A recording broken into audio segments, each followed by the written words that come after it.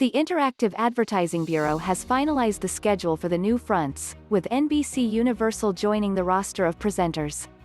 As was the case last year, the NewFronts, in a departure from the series of splashy in-person pitches to ad buyers in venues across New York, will be virtual due to the coronavirus pandemic.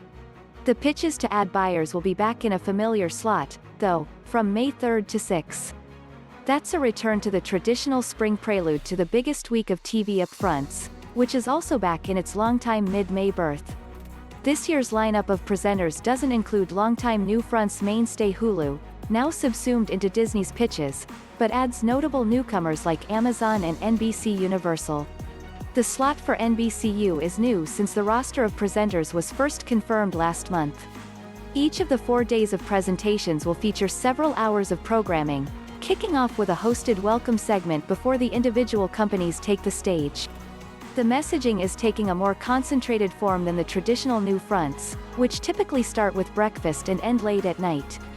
YouTube, whose annual brandcast tended to run more than 2 hours and feature an array of high-profile musical performances, is slated for a comparatively trim 40 minutes. Here is the schedule, with all times Eastern.